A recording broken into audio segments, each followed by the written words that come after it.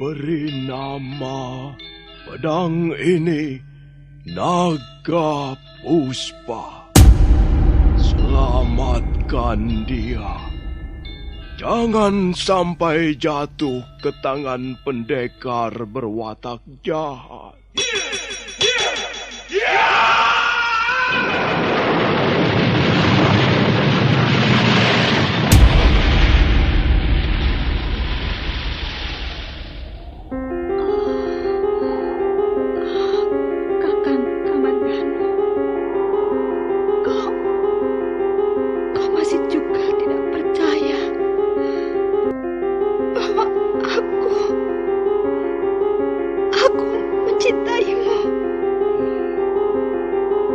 Mesin, maafkan aku, Mesin.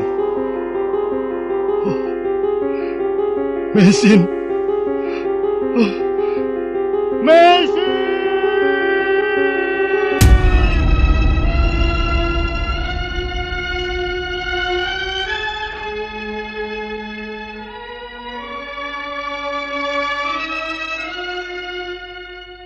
Tutur Tinula.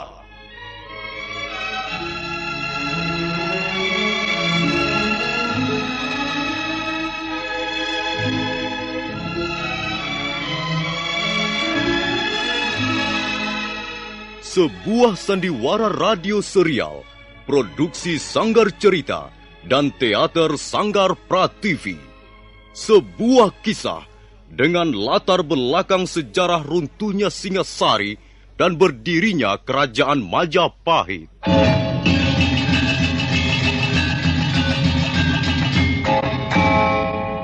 Sandiwara ini didukung oleh pemain-pemain radio yang sudah ternama.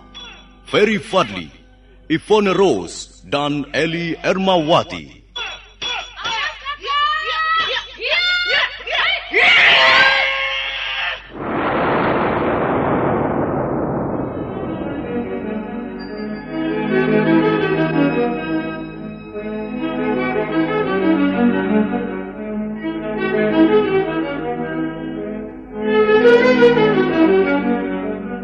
Cerita ini ditulis dan disusun oleh S. Tijab.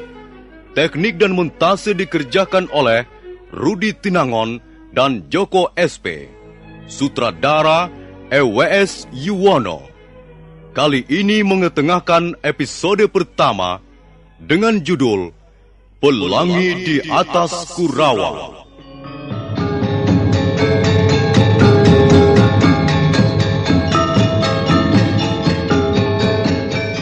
Dalam seri pertama ini dibantu oleh pemain-pemain Mamo sebagai Kertanegara, Harry sebagai Diah Wijaya, Narto B sebagai Arda Raja, Iwan sebagai Prana Raja, Wawan sebagai Gangga Dara, Benny sebagai Jarawaha, Petrus sebagai Jaran Bangkal, Suryate sebagai Jaran Lejong, Yayu sebagai pelayan, dan Nusri pembawa cerita.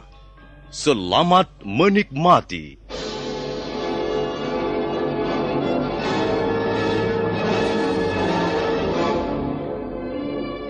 Pada tahun Saka 1206 atau 1284 Masehi, kekuasaan Raja Kertanegara mencapai puncaknya di Singasari.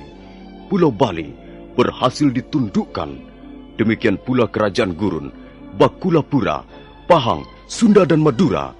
Demikianlah Singasari atau Tumapel semakin mengembangkan sayap kekuasaannya di luar Pulau Jawa.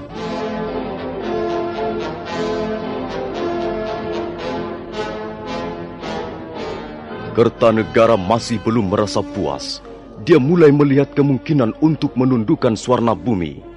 Maka pada bulan Agustus 1286, pasukan Singasari berangkat ke negeri seberang untuk mengebut perang. Dan ternyata Swarnabumi berhasil ditaklukkan. Raja Tribuana Raja Maulia Warmadewa menyerah.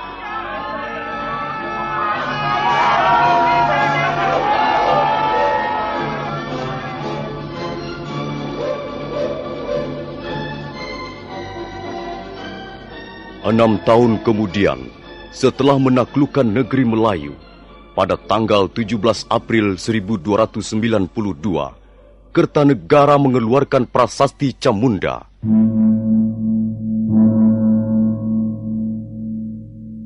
Salam bahagia ya Sang Prabu. Salam bahagia wahai Sang Siwa Buddha. Terima kasih. Salam kalian kuterima dengan senang hati. Mudah-mudahan berkenan pula bagi para dewa yang bersemayam di atas langit. Kalian semua kuundang untuk berkumpul di Pendapa Agung ini agar menjadi saksi hidup dengan adanya prasasti yang baru saja dirampungkan oleh Sudarma Papati. Kita semua mengerti, ada banyak yang bisa kita capai dengan gemilang tahun-tahun terakhir ini. Singasari bukan lagi sebuah tempurung yang mengapung di Muara Sugalu, melainkan telah berganti wajah menjadi sebuah armada kapal perang yang ditakuti negeri-negeri lain yang jauh.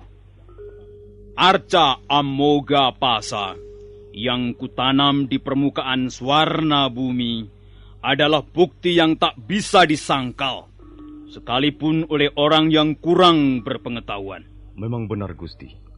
Apa yang telah diraih Singasari merupakan kebanggaan yang tak bisa dipungkiri. Nah, itu semua berkat jerih payahmu juga, Paman Lembusora. Juga jerih payah kalian, Ranggalawe, Nambi, Kebu Anabrang, menantuku Tiah Wijaya dan Ardaraja. Kau pun ikut berjasa, Paman Banyak Kapuk, Gajah Pagon, dan Rapodang. Semua ini adalah pekerjaan kita semua. Bukankah demikian? Benar, Sang Prabu. Nah, sekarang dengar. Pekerjaan yang baik sudah sepantasnya mendapat hadiah atau penghargaan. Sebaliknya, pekerjaan yang buruk yang sering dilakukan para pemalas dan sok pintar sudah seharusnya diberikan hukuman untuk peringatan bagi yang lain. Banyak Wide contohnya. Dia kulorot kedudukannya dari Rekrian Demung menjadi adipati di Sumenep karena menentang kebijaksanaanku. Juga Ramapatiku pecat karena tidak setuju ketika aku merencanakan menyerbu ke Swarna Bumi. Itulah hukuman yang setimpal bagi para penentang, pembangkang, dan pengkhianat negeri Singasari. Menantuku, Yah Wijaya. Daulat Ayahanda Prabu. Dan kau juga, Ardaraja. Daulat Ayahanda Prabu. Dalam prasasti Camunda yang baru saja dirampungkan, tercantum keputusan Kertanegara sebagai raja yang syah di Singasari. Di atas lempengan batu ini, aku mengucapkan terima kasih yang besar atas jasa-jasa mereka yang telah membantu seluruh usahaku. Dan kepada mereka aku akan memberikan penghargaan yang layak, baik jasa yang besar maupun yang kecil. Semua akan mendapat imbalan dari pemerintah Singasari. Dan kalian berdua, Tiah Wijaya dan Ardaraja, kutugaskan untuk mengatur dan mengawasi pelaksanaan pemberian penghargaan itu. Ingat, jangan sampai ada yang tercecer. Semua yang telah berjasa harus ikut menikmati hasilnya. Daulat Ayahanda Prabu, Ananda akan melaksanakan perintah sebaik-baiknya. Demikian pula Ananda akan menjunjung tinggi perintah Ayahanda Prabu. Nah, kalau begitu, pertemuan di Pendapa Agung ini aku tutup sampai di sini. Dan tak lupa, kita panjatkan puji syukur pada para dewa yang telah memberi berkah pada kita semua. Salam bahagia ya Sang Prabu. Salam bahagia wahai Sang Siwa Muda.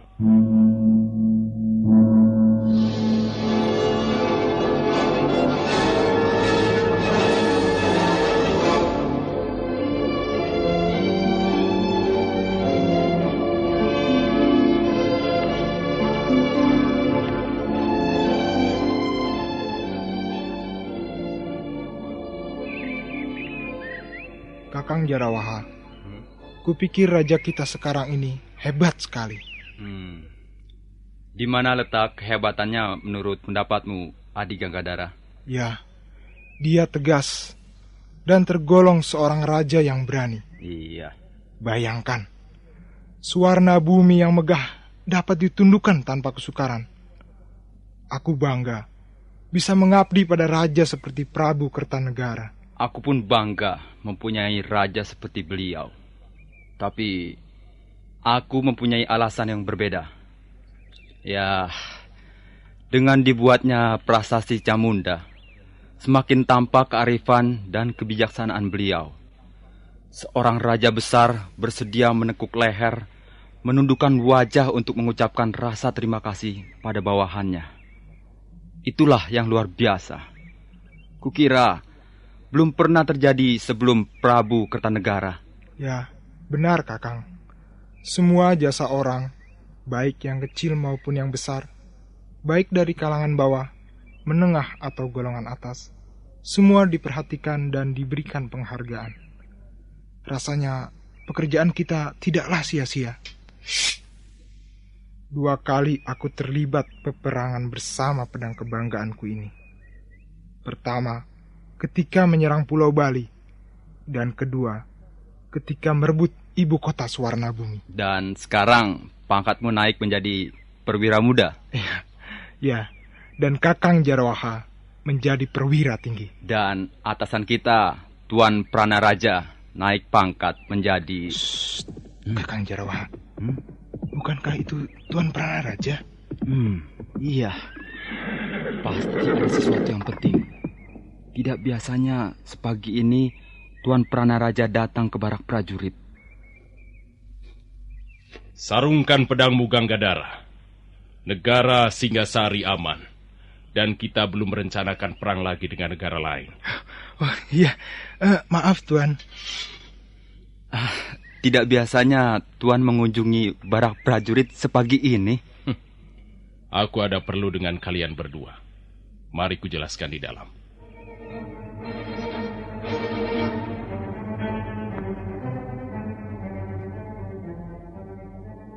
Gurawan?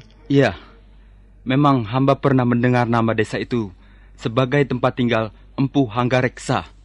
Kalau tidak salah, letaknya berdekatan dengan desa Jasun Wungkal. Kalau kau sudah tahu letaknya, itu lebih bagus. Oh, jadi Empu Hanggareksa juga diundang ke istana? Tentu saja. Karena dia tergolong orang yang berjasa terhadap pemerintah Singasari. Hampir seluruh senjata milik perwira Singasari adalah buatan Empu itu. Benar, Tuan. Senjata yang ampuh memang ikut mempengaruhi semangat dan keyakinan seorang prajurit. Kalau begitu, kalian siapkan kuda dan perbekalan yang cukup untuk di perjalanan nanti. Apakah hari ini juga kita akan berangkat, Tuan? Ganggadara, tak baik menunda-nunda tugas yang diberikan oleh seorang raja.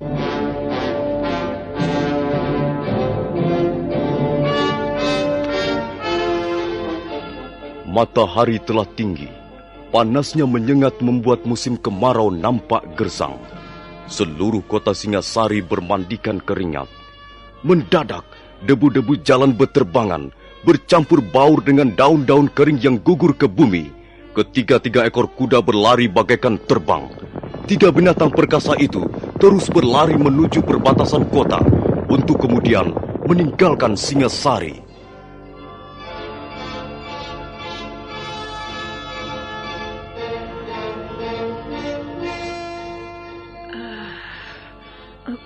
Maaf, sepertinya tuan bertiga ini datang dari jauh. Apakah kau sama sekali tidak mengenal lencana keprajuritan? Kami adalah prajurit-prajurit Singasari. Yang sedang kau ajak bicara ini adalah Panglima Muda Tuanku Pranaraja. Kami mengemban tugas dari Sang Prabu Kertanegara. Ampun, Gusti. Hamba benar-benar tidak tahu. Hamba memang orang bodoh dan pantas dihukum. Sudahlah. Tak ada perlunya memberimu hukuman. Kami hanya mau menginap di rumah ini barang semalam. Masih adakah ruangan kosong? Masih, Gusti. Tapi tempatnya di belakang. Apa? Kau suruh kami tidur di ruangan belakang? Berani sekali kau merendahkan martabat kami. Ampun, Gusti. Bukan maksud hamba merendahkan martabat Gusti bertiga. Tapi rumah penginapan hamba ini tidak besar. Ya, hanya ada 7 ruangan dan di bagian depan sudah ditempati orang. Itu, di bawah pohon sawo itu ada 2 ruangan yang cukup nyaman. Kami tidur di situ saja. Ampun, Gusti. Ruangan itu sudah ada yang menempati. Suruh saja mereka pindah ke belakang. Katakan bahwa kami membutuhkan ruangan itu untuk istirahat. Ampun, Gusti. Hamba tidak berani mengatakannya. Apakah orang-orang itu menurut kau keturunan dewa? Hingga kau pantas merasa takut? Kau pengecut. Biar aku yang akan bicara dengan orang itu. Mana dia? Apakah ada di sini? Ada, Gusti. Mereka ada di sini. Itu dia. Itu Gusti yang duduk berdua di sudut ruangan itu.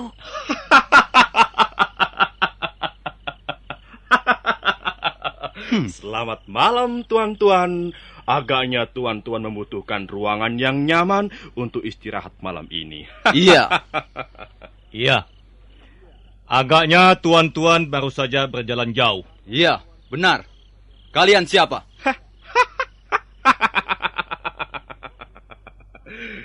Kami ini orang lontang-lantung. Saya Jaran Bangkal.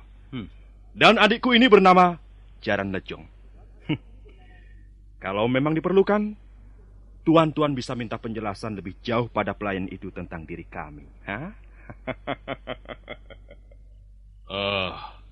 Kami datang kemari hanya untuk menginap. Tidak mempunyai tujuan yang lain lagi. Bagaimana, Adik Jaran Lejong? Terserah Kakang saja. Baiklah.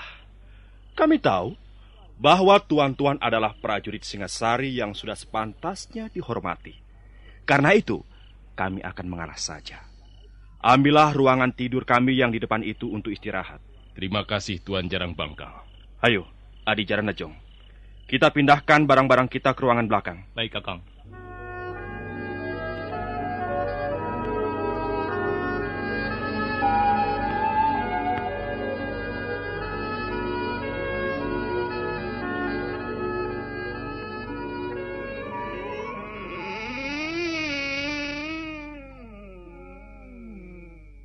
Ada apa, pelayan? Gusti, kami harapkan berhati-hati. 2 orang itu agaknya punya niat yang kurang baik, Gusti. Kau tahu banyak tentang mereka? Mereka orang-orang jahat, Gusti. Mereka suka merampok orang-orang yang kemalaman di jalan, Gusti. Oh, begitu.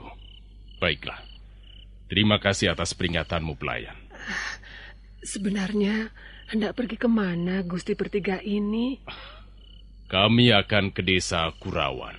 Oh, Kurawan sudah tidak terlalu jauh dari sini, Gusti. Untung Gusti menginap di Jasun Bungkal. Memang kenapa? Jalan ke Kurawan agak sulit ditempuh pada malam hari, Gusti. Harus berhati-hati. karena banyak jurang dan tebing yang berbahaya. Baiklah. Pergilah pelayan. Biarkan kami istirahat malam ini. Baik, Gusti. Maaf, hamba telah mengganggu. Selamat malam, Gusti Pranaraja. Iya.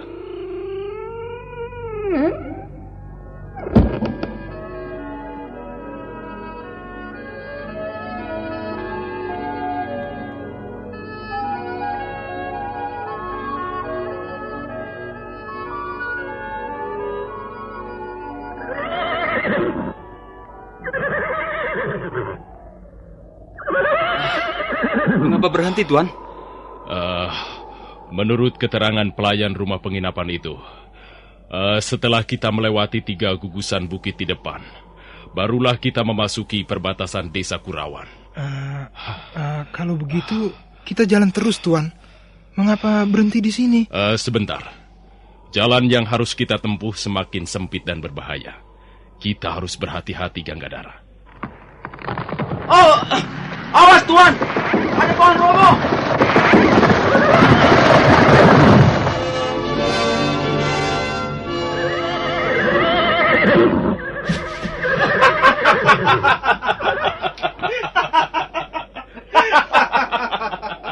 Hei, bukankah kau Jaran Bangkal dan Jaran Lejong?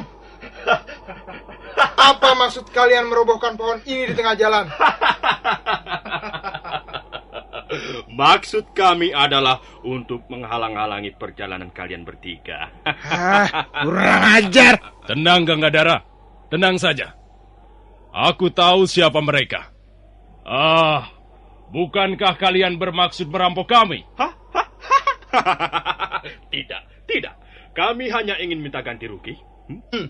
Ganti rugi apa? Kami tidak pernah merugikan kalian. Semalam kalian tidur nyenyak di ruang penginapan itu. Sedang kami hampir tak bisa tidur. Iya, kami tidur di kerubutan nyamuk dan kepinding. Apakah itu bukan kerugian namanya? Baik. Sekarang apa yang ingin kalian lakukan? Kalau kalian mau memberi kami 50 ringgit, maka kami akan membiarkan kalian melewati jalan ini. Jarang Bangkal. Apakah kau tidak tahu sedang bicara dengan siapa? Kami adalah prajurit. Kami tidak akan mempan digertak dengan cara seperti itu. Begundal-begundal Kertanegara. Kami bukan hanya menggertak. Kalau kalian tidak bersedia memberikan apa yang kami minta, maka kalian pasti akan menyesal. Jarawaha dan kau Ganggadara, aku muak melihat tampang 2 orang itu. Cepat bereskan mereka. Baik, Tuan. Ayo Jaran Bangkal dan Jaran Lejong. Kalau kalian menginginkan 50 ringgit, cabutlah pedang dan hadapilah Jarawaha dan Ganggadara.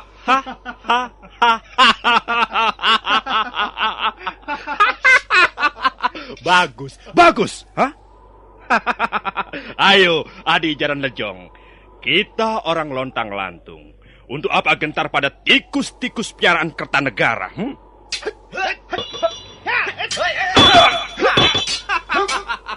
Bagus. Agaknya kali ini kita mendapat lawan yang sepadan. Adi Jaran Lejong.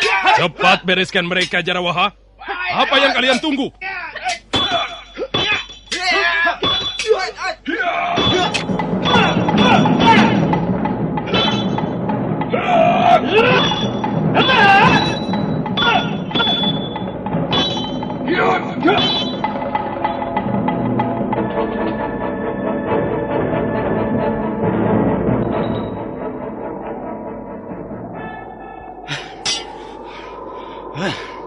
Bagaimana Jaran Bangkal dan Jaran Lejong? Kalian masih menginginkan 50 ringgit? Tidak. Ayo. Kami menyerah. Silakan. Ayo. Silakan tuan-tuan lewat jalan ini. Iya. Ayo bicara. Iya. Kami tidak akan mengganggu lagi. Tidak semudah itu. Kalian telah berani melawan prajurit Singasari dan bahkan menghina Prabu Kertanegara. Untuk itu, kalian harus dihukum. Ampun Tuan. Kami mengaku bersalah Tuan. Ampun Iya, Tuan. Iya. Kami menyesal sekali. Kami sungguh-sungguh menyesal telah berani mengganggu tuan-tuan. Tidak mudah mengampuni kesalahan seperti itu. Mana tangan kalian? Ayo, ulurkan ke depan. Iya. Aku akan memotongnya. Ayo. Tuan.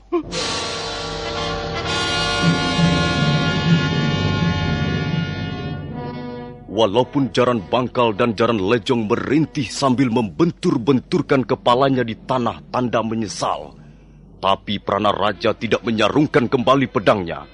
Bahkan dia melangkah dengan garang mendekati dua perampok malang itu. Nah, para pendengar sekalian, bagaimana kelanjutannya? Apakah Jaran Bangkal dan Jaran Lejong akhirnya harus kehilangan tangannya? Silakan menanti seri berikutnya.